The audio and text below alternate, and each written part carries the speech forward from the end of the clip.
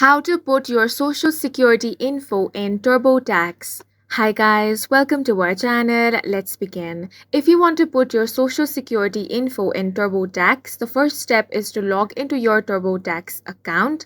Now, you want to enter your personal info, so for that, click on this option. Now, you will have to enter details such as your first name, last name, date of birth, occupation.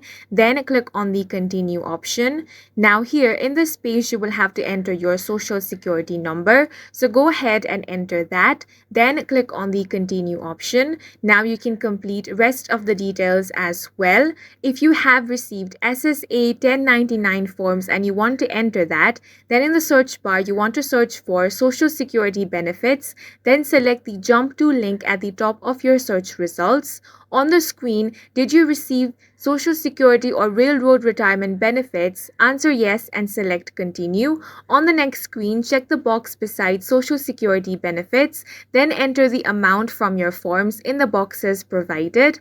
Now select continue and follow the on-screen instructions.